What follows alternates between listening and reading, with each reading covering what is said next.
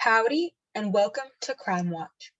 My name is Patty Porter, and on today's episode, we will be going over the gruesome murder of the Watts family at the hands of one of their own. During the end of summer on August 13th of 2018, a deemed family man, Chris Watts, reported his pregnant wife, Shannon Watts, and two daughters, Bella, 4, and Celeste, 3, missing from their Frederick, Colorado home. He said he called and texted Shannon's phone 3 times each, but it wasn't out of the norm for his wife to not answer back to him since she is usually busy.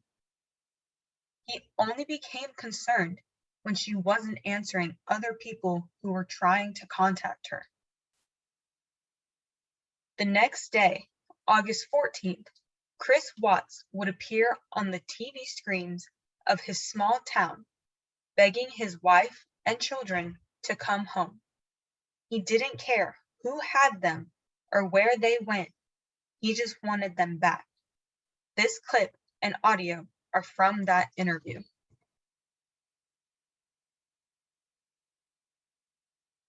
Event because she just taken off, I don't know, but if somebody has her and they're not safe, like, I want them back now.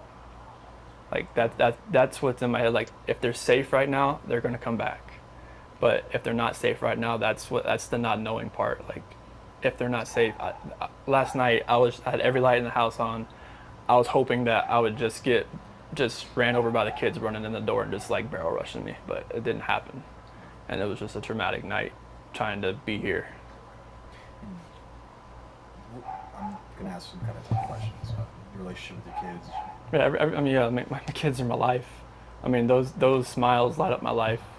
And just like, I mean, last night, like during when they usually eat dinner, it was just like I missed them. Like, I mean, I missed telling them, hey, you got to eat that, or you're not gonna get your dessert. And just like you're not gonna get your snack after. I missed that. Like I missed them. Cuddle up on their couches. They have like a Minnie Mouse couch and a Sophia couch that they cuddle up on and watch, Bubble Guppies or something.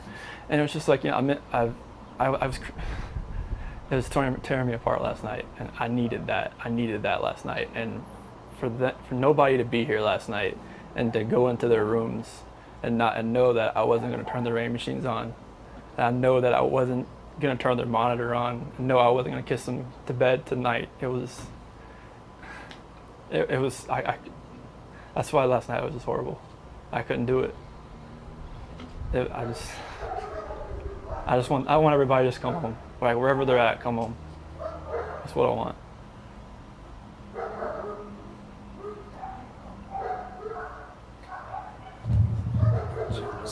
Where was she gone for? She was on.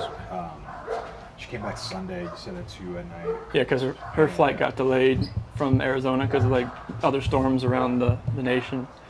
So she's supposed to get home at like 11. She got home at like 1:48. She got in bed about 2. What was she going for? Like family trip or what? It was a Thrive direct sales. It was a local event that was down there between a bunch of leaders in the company. And that day she was back, I left work early that morning, like 5:15, 5:30. So like she barely got into bed pretty much. And this might be a tough question, but did you guys get into an argument before she left? It wasn't like an argument. We had an emotional conversation, but I'll leave it at that. But I just want them back. I just want them to come back. And if they're not safe right now, that's what's tearing me apart. Because if they are safe, they're coming back. But if they're not, this has got to stop. Like, somebody has to come forward. You spoken to her family, like her parents? Yeah, they've been in constant contact, like every hour. I mean, everybody back in North Carolina and the East Coast. I mean, from Maine to Florida. What is her parents saying to you? They're just like if they need to get on a flight, just let them know, because I mean they feel helpless right now because they're on the opposite side of the country. I mean, Colorado is, you can't just drive around and look. I mean, it's just like you wouldn't really know what you're looking for. That's what the cops pretty much told me. That first day I was like, I want to get out and drive around. They said, you wouldn't know what to look for. Last couple questions. What does law enforcement, what have the police or the sheriffs or your neighbors, is anybody, what's police saying to you? Right now, this is what they're doing right now is with the canines in the sense. I think this is the biggest thing. This is the biggest thing they've done so far because yesterday Frederick Police Department did all the searching of the house and tried to gather whatever information they could. And with the detectives, officers, and sergeants, and today it's, I mean, obviously with all the activity that's around, it's there's a lot going on around here, and I really hope that all of this can lead to something positive. What did your neighbors, did they see anything? Did your neighbors see anything? No, like the police department went door to door asking, like, cameras and everything, just like nothing. And my last question, if you have any though, so feel free to step in. My last question is, if your wife can see this, if she can watch these, what would you like to tell your wife and your kids?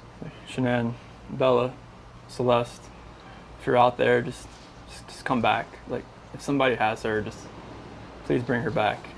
I need to see everybody. I need to see everybody again. This house is not complete without anybody here. Please bring her back. That's it. I can take that mic off you. I'm DI.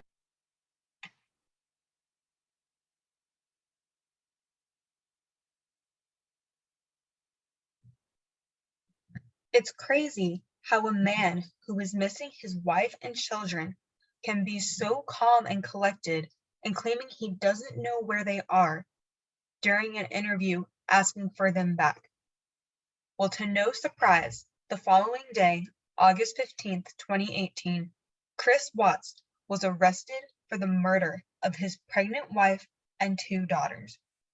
Their bodies had been found on the Anadarko Petroleum Corporation site where Mr. Watts was an employee. Shannon's body had been buried in a shallow grave, while both of the little girls had been shoved into an 8-inch opening of an oil tank. All 3 were asphyxiated by Mr. Watts.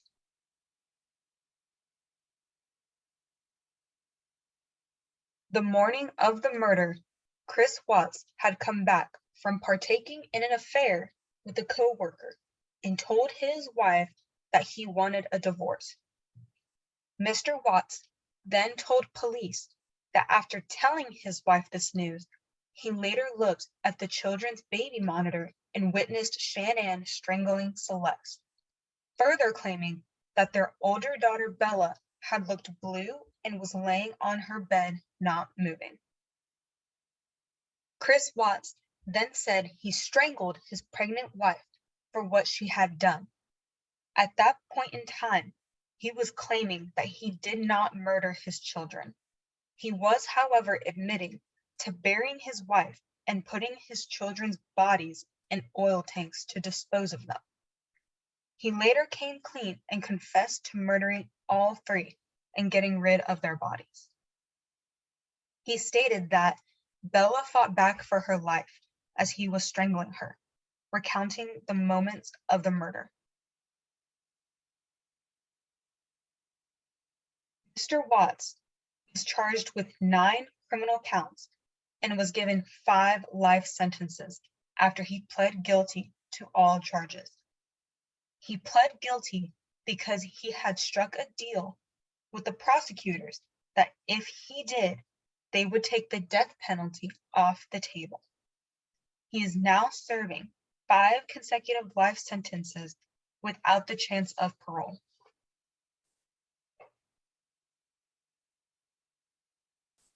During the trial, Shannon's father, Frank Rusek Sr., and brother, Frankie Rusek, were present in the courtroom, with Frank Rusek Sr. saying he trusted Mr. Watts to take care of them, not kill them, and Shanann and their daughters also trusted Mr. Watts.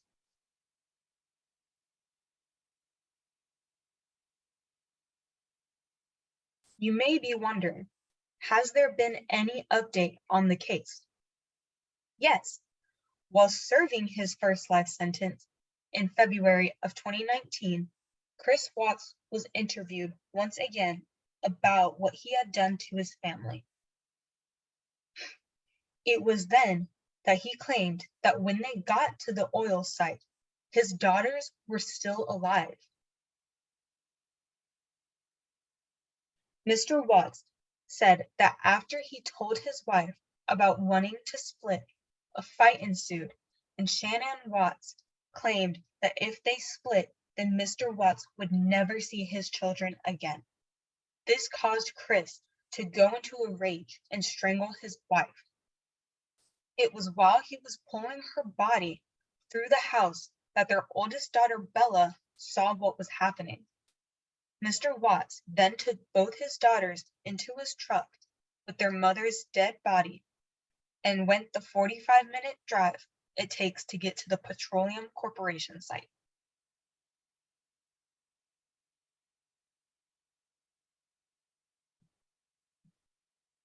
Once he got to the site, he claims he smothered their youngest daughter Celeste first with a blanket and then placed her in the oil tank that she was found in. Chris Watts said that it was at that moment that his other daughter Bella had asked, "Is the same thing going to happen to me as Cece?" right before he strangled and disposed of her body in the same fashion.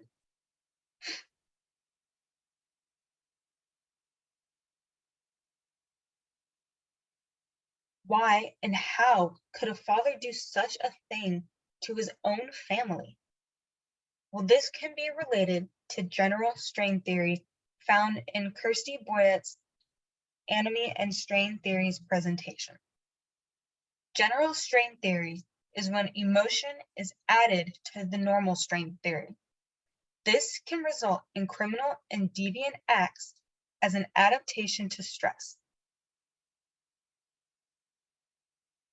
In Chris Watts' case, when his wife threatened to keep the children from him if they separated, he snapped and acted out by killing all three of them. He was confronted with the negative stimuli and did something he may have otherwise never done.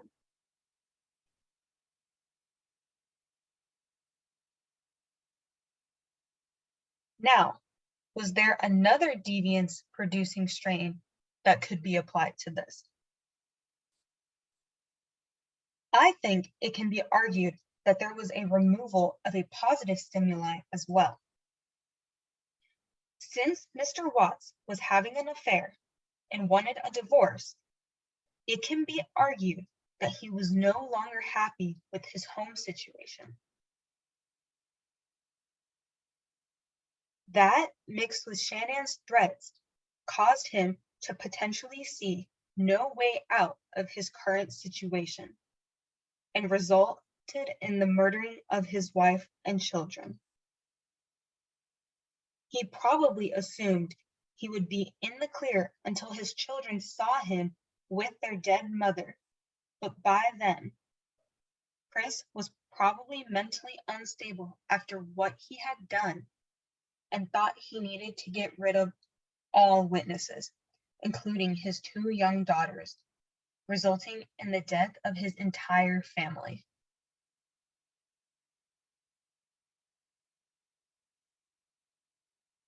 In Akers, Sellers, and Wesley's social disorganization theory reading, they said, those persons who occupy a disadvantageous position are involved in a conflict between the goals assumed to be attainable in a free society and those actually attainable for a large portion of the population.